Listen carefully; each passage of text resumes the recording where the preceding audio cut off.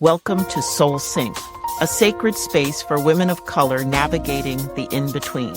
I'm Pamela J. Thomas, and I created this podcast to hold space for your next chapter. Let's take a breath and begin. Welcome to Soul Sync, where we pause long enough to hear the truth beneath the noise.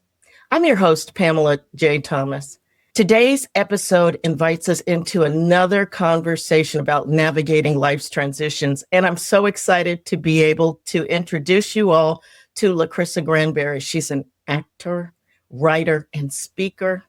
Just really excited to have a younger voice, too. I know people think I focus on retirement, but we really want to help all of us, all of the women of color who are facing transition in this moment, find ideas.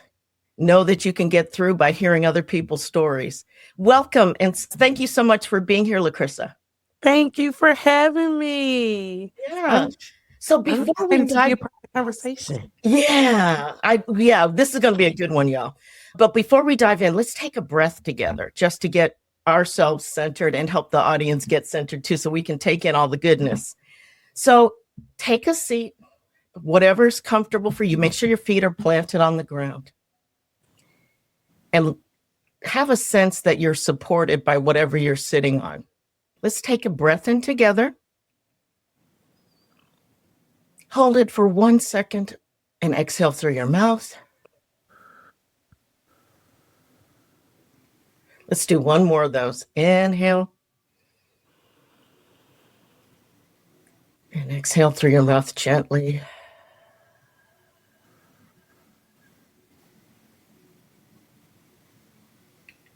And when you're ready, you can open your eyes and we'll get started. Lachrisa, I am beyond excited to have you here. You are probably one of the most creative folks that I've had on so far. And a lot of us have this creativity within us that we don't allow to express, or we're in spaces where that skill's not called for. Let's call it that way. Yeah. It's always exciting to talk to people who are really living into their gifts in the way you are. Tell us about your work and your journey to get to this place. Y'all, she's been in Color Purple. She's doing Christmas Carol. I don't even know all the stuff, but she's based in Chicago. So that's like a city. And she's doing the thing. Yes. In honor of talking about transitions, I will tell you about my transition into the industry of performing arts. Yes. Because I graduated college. When I was in school, I was working part-time as a performing arts teacher at a school in Milwaukee. And upon graduating, they'd offer me a full-time job to come be the full-time performing arts teacher. And so I went directly into education upon graduating college. And then a lot of transition happened at the school that I was at for 4 years or 3 years. Yeah. And I ended up switching schools and I moved to another school and I was the 5th grade homeroom, 5th grade science, 5th and 6th grade English language arts teacher. Wow. That's such a wide variety of things too. Literally is. All the stuff, just about all the stuff. I completely flipped and going to that school. And so I was teaching 5th grade ELA science and religion. And while I was there, I loved teaching. So I had a great time, but it wasn't like my passion. It wasn't the thing that I was just like, I'm going to be an actor one day. But I love kids and I love teaching. And I had this student and he was having a hard time. We did writing prompts every morning. Oh, yeah. He did not want to write that morning. And the writing prompt was to write a letter to your future self, telling them about you and why you want to do whatever it is you want to do. So they all chose whatever career path they think they want to go into. And you're going to write a letter to yourself who's doing that thing and remind them of why you wanted them to do that thing. Wow. And my 5th grade student, Daniel, said to me, Ms. Grandberry, why we got to do this? It's not like you went out to chase your dreams. Oh, wow. Wow. Oh, I know you that well, too. I had on my classroom wall, I had a dream wall, and it was a bunch of theater production photos from college and high school. And so they got to see a lot of photos of me in plays, and they knew that I love theater. They knew that I love acting. And he said that to me. Girl, out of the mouths of babes. Whoa. Yes. Yeah. Well, one thing about children, Oh boy. Don't love them, but they don't have those filters. So they just going to tell you what it is. You're going to get the truth. Yeah, exactly. It may hurt, but you will get it. Oh, so Yeah. that was a formative moment for you. It really was. And I said to him, and I don't know, like, I can't tell anybody why it happened the way it did, but this is what happened. And I said, Daniel, how about this? I'll make a deal. If you do your writing prompt, I will Google an audition. And so we made a deal. He said, okay. And he stood up and he had already been walking around. So he stood up and grabbed his notebook and he went to a standing desk and he started writing this essay. So I said, okay, let me go Google theater auditions in Milwaukee. And that's what I did. I Googled. And there was a random audition that was for a Christmas show. It had this long title. It was at a community theater called Morning Star Productions, which was a Christmas show being ran inside of this church. Okay. And I signed up for an audition. I was like, okay, look, you did it, I did it. We're both, come on, chasing dreams together then. I went to the audition for kicks and giggles just to tell them I did it. Get out. Oh, and of course. And then I booked it. I was going to say, of course, you got the job. I got That the job, beautiful and voice. mind you, this is like community theater. And so I paid like $200 for for several weeks of work. And so I did the audition, I booked the job, and then after I booked the job, I was like, okay, I'll do it. Why not? I didn't need the income to, I was a teacher. So I was like, it's fine. Yeah. I'll be working a lot of hours. But I did that show and it reminded me of why I wanted to do theater. And all my students came and their parents came to see the show. It was a lovely moment. And this was in December that I done that show, 2000, oh goodness, 16. Oh, wow. Oh, Wasn't that long ago. And that February, I decided, was it 2000? It might have been 2015. But that February, I was like, you know what? I think I'm going to leave the classroom and I'm going to do it. I'm going to look up a bunch of auditions and look up an internship opportunities in theater. And I'm going to transition myself out of the classroom. And I did. And it just so happened at like a perfect time because, oh my goodness, Daniel was so mad at me. My students were all so mad that I told them I wasn't coming back next year. yeah. And they were so disappointed. But then it all happened exactly when it needed to. It wasn't really by my own doing of being like, I'm going to do this thing. It was because a student challenged me. And I was just like, all right, I hear you, heard. I'm going to do this thing for kicks and giggles that turned out to be the thing that literally pulled me in the direction of the thing that I've always wanted to do, which was perform. Remembering who you are. Yeah. So much of this process of being in transition is a beautiful opportunity to remember who you are. And a lot of us skip over it by skipping on the surface, but you actually took the challenge and went deep. And so you said that it's not of your own doing, but it absolutely, you could have heard him and ignored him very easily, but you wanted to remember. Yeah. And so you started to remember who you are. What other formative things have happened? So you said not long. Girl, that's a decade. That's amazing. Amazing. You've been doing this for a decade. Yeah, it has been. So I transitioned into theater full time. Yeah.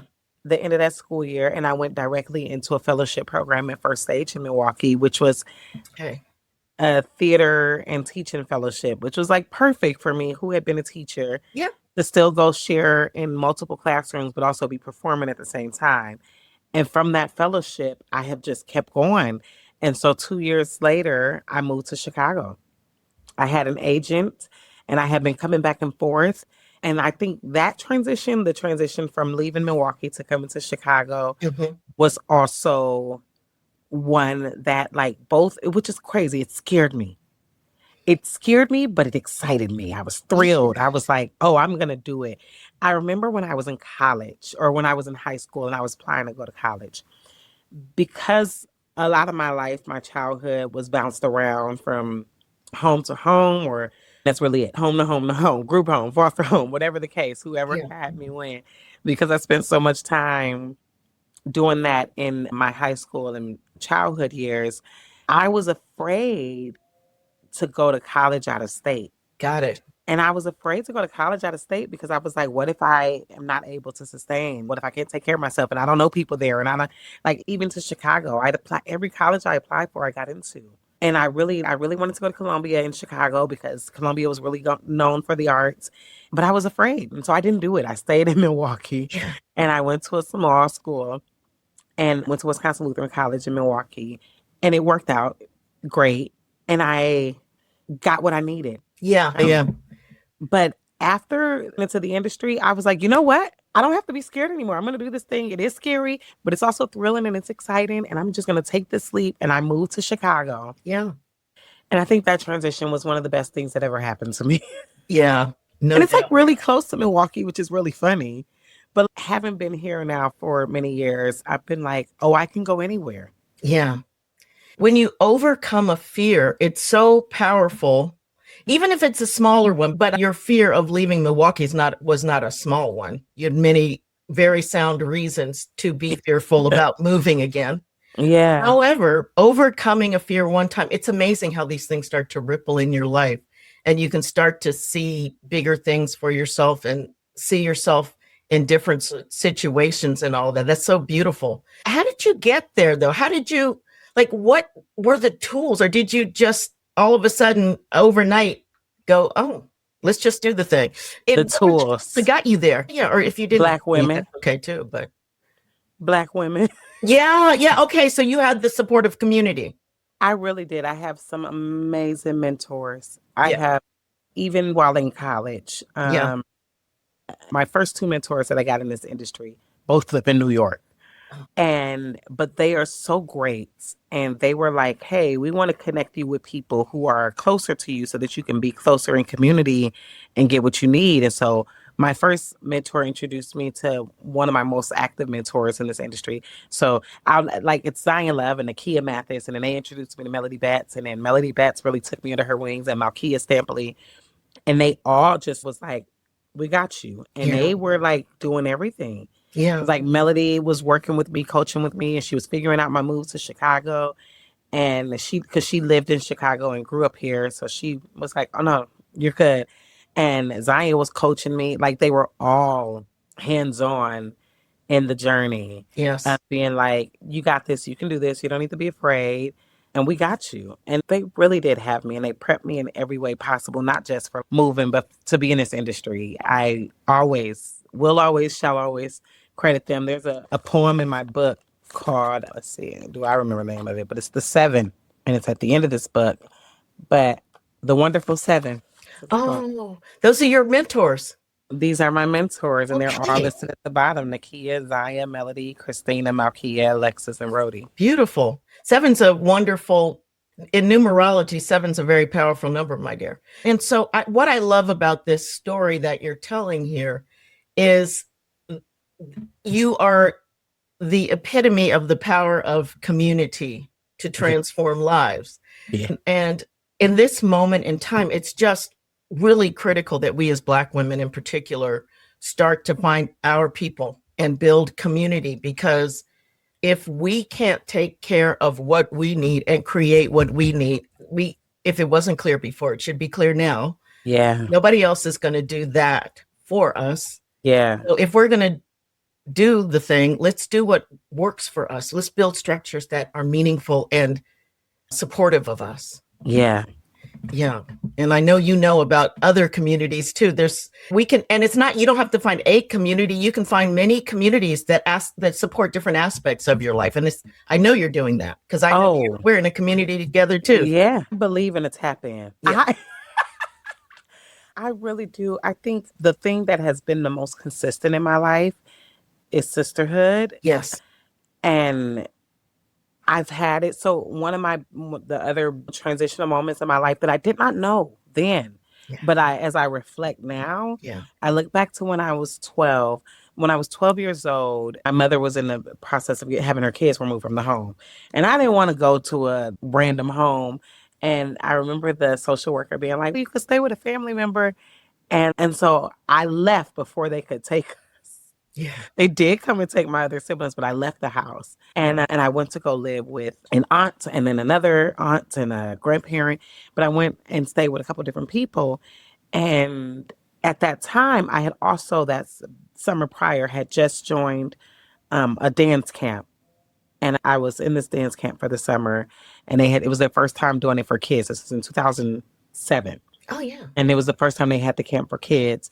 And so I was a part of their very first cohorts of children in the camp. And I did not have the funds to do this dance camp.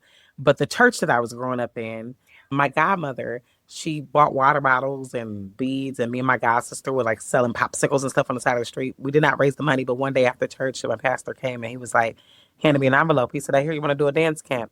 And it was enough money in there to pay for the camp, get the lid tart and tap shoes and get all the stuff. And I'm blown. But the transitional moment in that time period for me was leaving my mother's home before they took the kids. And I was 12. I didn't know. Yeah. Like, girl, I just was like, okay, I'm gone. And I didn't know what that would do or mean later. But what ended up happening was this community of sisterhood that I met in the dance camp. I stayed connected with them. And eventually, you found a community even at that age. Obviously you weren't planning that, but yeah. I stayed connected with this dance company, and I couldn't join the company after they had opened it up for the girls to join the company. I couldn't join. We didn't have the funds. Yeah. But I stayed connected with these women. And that was 2007. And in 2009, I was like, this was a few years later. In 2009, so I'm like, all my numbers is mixed up. But in 2009, it's okay. It doesn't. Yeah. I ended up moving in with one of the founders of the company. Right. And she has become, I call her my madre. And that is how I have found family with her. Yeah. And she has been my mothering figure since I've been a part of Signature Dance Company. But I've grown up in that company of sisterhood. But from them, like from the very beginning of just being a part of the Signature, I understood the importance of sisterhood and the necessity of that kind of community. And then having my mentors and being in theater and then even becoming a writer for the people and not just for myself. Yeah.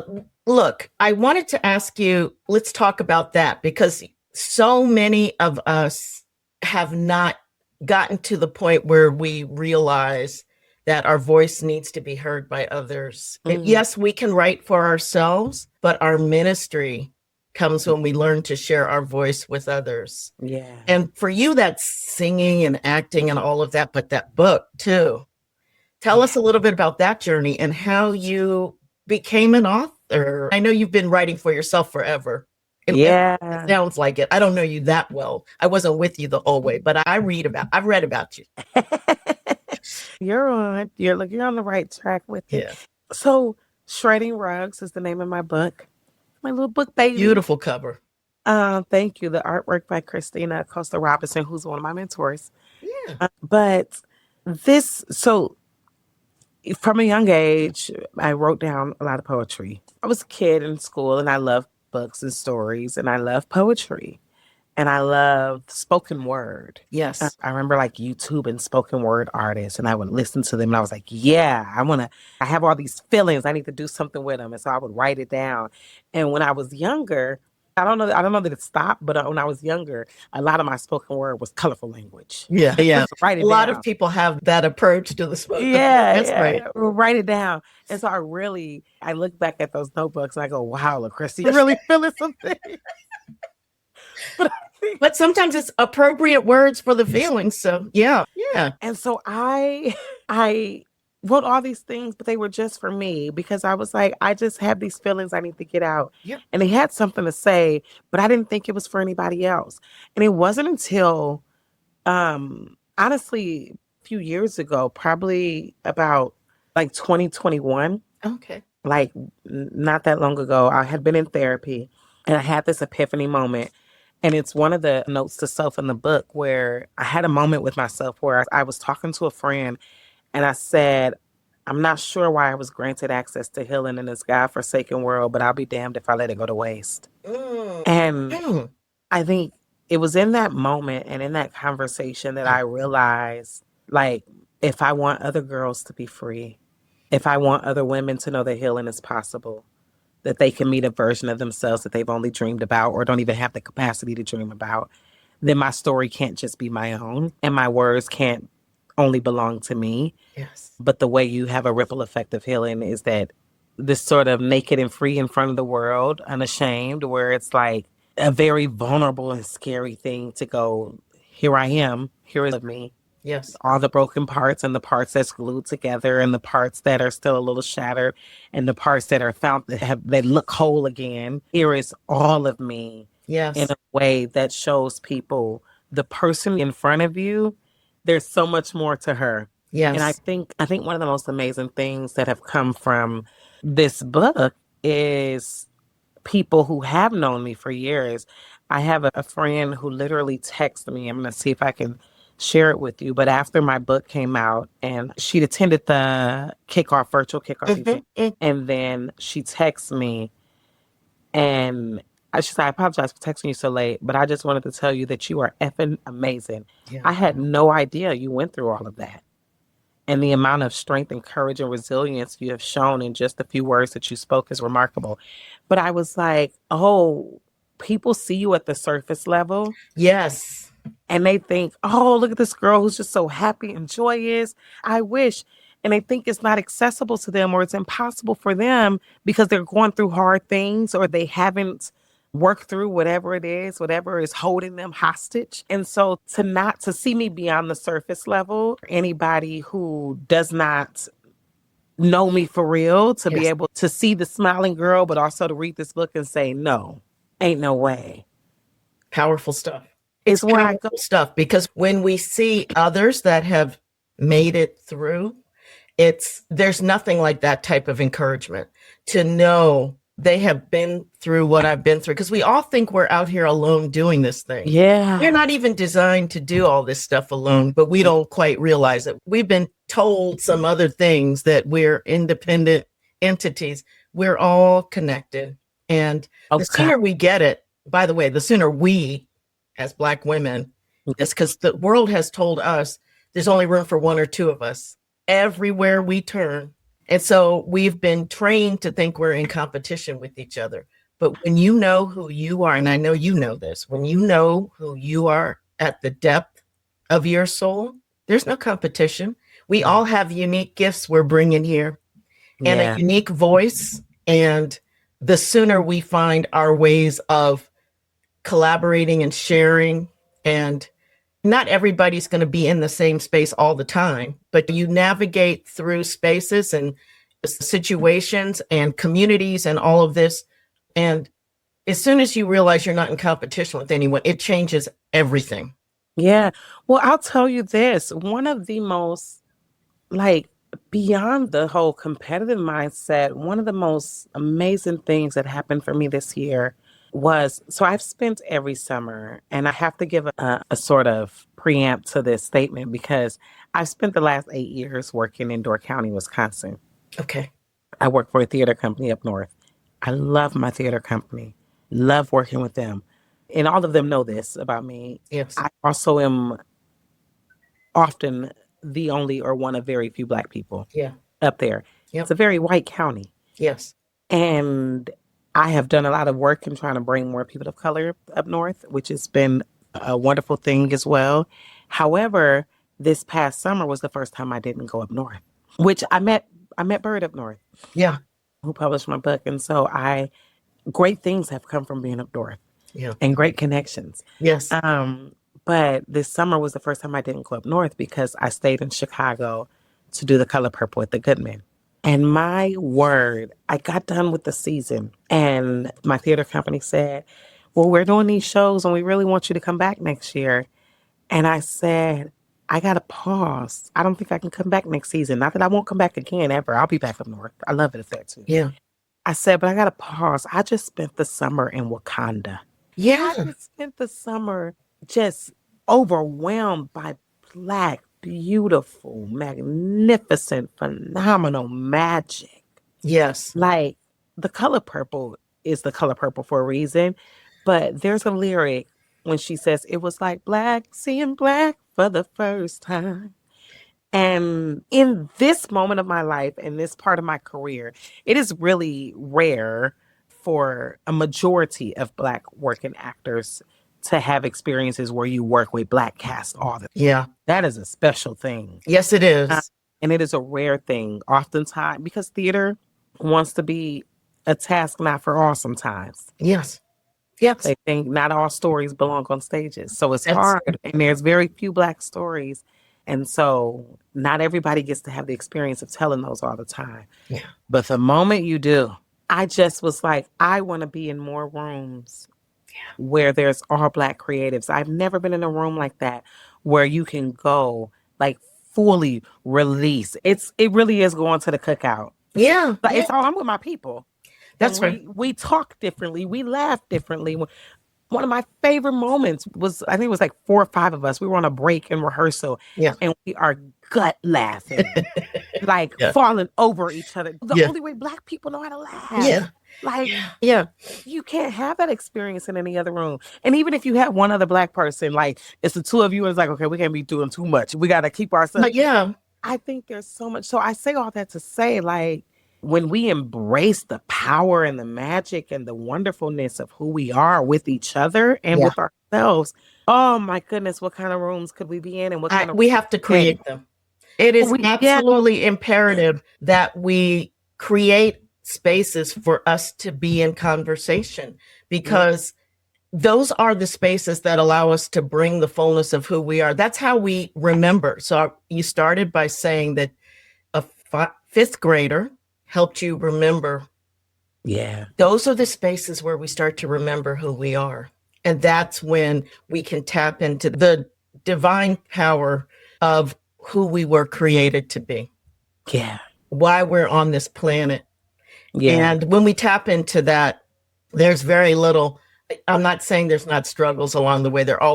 We're in the earth, what I call the earth school.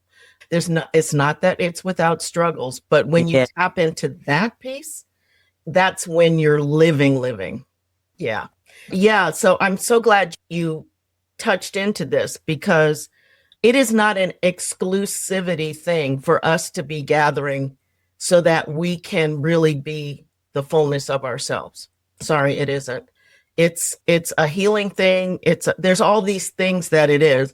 It's not an exclusive thing, and it's never to exclude anyone. It is about us being us and having a space where we can be ourselves. Yeah. Fullness of who we are, which is not always appreciated by every space.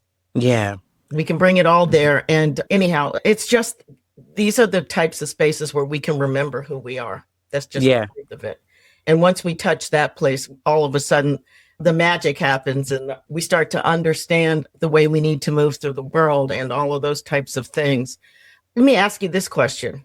So in all of this, what's one thread that you think connects this journey you've been on, this amazing journey that you've been on? What's one thread? Aside from the one we just talked about. Which is the sisterhood? Is that it? Yeah. Community. I really am a product of communities and intentional communities. Yeah. Okay. So that's important distinction too. Yeah. And the reason I share of leaving my home when I was 12 is because, and how I didn't know that was impactful then, is because I have siblings, many siblings.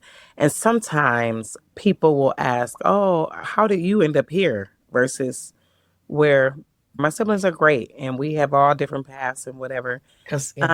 But I do think the difference in our journey and the difference of where I am is the intentional communities that I've been a part of. And so I know that leaving then would place me where I am now versus staying. Yeah. That's a big part of the difference. Yeah. And so I think intentional communities, and I think, and this may be a Lachrisa thing, I don't know. But that's okay. We'd like to hear Lachrisa things. I have always, even in my darkest moments and like the most confused moments, have been a point of view or a perspective person. I'm always looking for understanding of something. So even when I am lost, I go, it's okay. Every road leads to somewhere. And especially now at my age, I've been in this very deep place for the last, 5, 6 years. So I lost my mother 10 years ago. My mother passed away. Okay. And of so much of my childhood and because of my youth, I didn't have a a great relationship with my mother when she passed. It was fine. We spoke and we were cordial and everything, but it wasn't whatever mother-daughter relationship. And so she passed, and then I was regretful. And I was like, beat myself up a little bit. And I was like, I wish I could have. And then I was like, it's okay. You were a kid. It took a second for me to understand, like, I operated the best I knew how with everything I was. That's okay. Yes. And that's okay. And the last however many years I've been in this place of understanding people. And I think it took a lot of work for me to just remove my mother from being my mother and let her be a person. Yeah. Yeah. That's always a challenging place. And as adults, most of us get there eventually when you realize your parents are just people like you. It's, oh, okay. Yeah. I thought you were someone special. Yes. We look, when we're young, we think our parents are everything. Yeah. So I think having this interest in point of views, this interest in perspective forever has been a true threading line for me, because I always, whatever I experience or whatever I observe, I'm always wondering what are all the other dimensions of things that could happen. Yeah. That adds to your craft too, no doubt about that. The perspective thing gives you a great deal of insight in terms of acting and writing and all those things. What's one truth that you want to share with women in transition that you just could be transformative for them? One truth. Or either grounding for them. It could be both. Yeah. I think one truth for me, especially the last few years, have been, and in all of my transitions, but one that I really just came to terms with is we are so ingrained to be strong. Yeah. And to be superheroes. And I think the blessing and the curse of Black girl magic. Yeah. Of this idea that, like, we are all doing beings next to God. Yes. And so you don't want to appear weak. And I think, and I say appear because crying or resting or breathing or quitting would appear weak. And I think the truth I would offer up is to choose not to be the strong one sometimes. Yeah. And I think that has honestly, like, I don't even know how I can say this in short term, but I think one of the things that really did, I don't know if it saved me or how I carried myself through, is I felt guilty still, but I definitely stopped feeling like I had to try to save everyone else too. Yeah. Like, I had to be the strong one. I had to be the one that provided for everybody. I had to be the resource. And I was just like, no, I got to tap out, and it's all the boundaries and all that stuff too. Yeah. But it was also like, I need to cry. I really need to cry, because I am often the strong friend, the strong person, the one who is holding everyone else up. And so it's who's your person then? And you just hold it all in, and you want to be strong. You want to be that Black girl magic. And I think it's okay to cry, to sleep, to spend a few days just laying there and rejuvenating and breathing and being, to quit a thing that is tearing you down so that you can figure out what it is you should be doing. Yes. Not spend your life wasting away at things that are literally hurting you mentally, physically, emotionally. Right. Death dealing. I call that death dealing. Yeah. Yes. Death of spirit. It may not be death otherwise, but it's the death of your spirit. Yeah. That thing that enlivens us. Yeah. Yeah. So I am a cheerleader for choose the part where you choose you. Yes. And at the end of the day, when you choose you, you have more to give. You give from overflow instead of giving from scarce, depleted. Yeah. From overflow instead of depleted. Yeah. And the impact, the ripples get much bigger. Yeah. And by the way, it's one of the most powerful things to be vulnerable, because we've been told that it's not, if you make yourself vulnerable, that's weakness. The weakest people are the ones who are blustering all the time. The people who are strong show you the fullness of who they are. Yeah. They can take some of the armor down and be who they are. The fullness of it. The fullness of who we are is what we're here for. I like the fullness of who we are. Yeah. Yeah. You can't choose all the parts that choose you. Yeah. Every time. Look, this is exactly where we need to end, because that is exactly the message behind all of this is get to that place where you can show up as the fullness of you. Thank you so much for being here. I can't express how powerful it is to hear from someone who is really in the creative space, because so many of us have that part of us that we think it can't turn into a life. It can't. There's all these myths around living a life of creativity that we're going to break all that stuff, because it's, oh goodness. Yeah. I am proof. I really am proof. Like, Yeah. I have been a full-time working artist. Yeah. For the better part of a decade. That's beautiful. Even in the pandemic, through it and out of it. Yeah. And so it's possible, but you have to decide and you have to choose and you have to be intentional. That's right. That's right. Thank you so much. How can people reach you? Tell us how the audience can reach you and support your work and all that good stuff, first and foremost. And by the way, y'all, we'll put it in the show notes, but I just want you to share here how you want folks to reach out. You can always find out information about me, what I'm up to, how to purchase my book, or listen to podcasts, interviews, speaking engagements, any of that. Yeah. On my website, LachrisaGrandberry.com. Yeah. It's my first and last name.com. Yeah. And then I'm an open book on social media, so feel free to follow me on Instagram. Is probably the easiest. Yeah. Thank you so much. Give me 1 second and we'll close out. But it's been such a joy to have you here. If this episode spoke to you, I want to invite you to reflect on this question. What's one soul-synced moment, one soul-synced activity, one soul-synced choice that you can make today? And as always, subscribe, share this with someone standing at their own threshold, and join us next time for the next soul-synced moment. Thanks, Lachrisa. Thank you. What if retirement wasn't a finish line, but a sacred beginning? Women Don't Retire is a call to reimagine your next chapter with purpose, power, and joy. I share real stories, deep truths, and practical wisdom for women ready to lead, even after leaving the title behind. Available now on Kindle and Amazon. See the show notes for a link to get your copy today.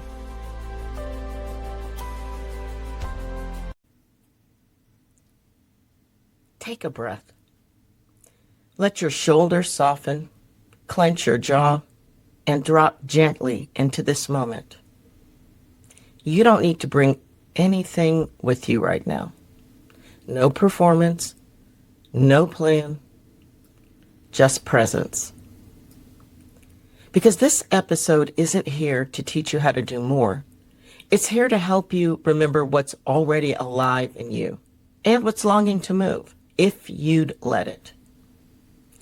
This is an invitation to find your way back to community, the real kind, the kind that doesn't ask you to shrink, explain, or prove, the kind that sees the version of you that's still becoming, the one that's quiet, curious, and creatively restless.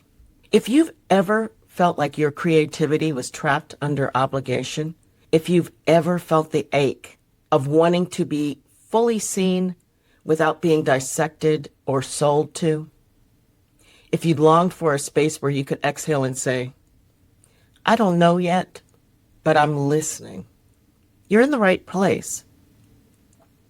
In this conversation with Lachrisa, you'll hear the pulse of real womanhood, not branded, not polished, but sacred in its truth. We talk about reclaiming our creative rhythms, what it means to find belonging outside of the usual metrics, and how to root into joy without forcing it into something deliverable.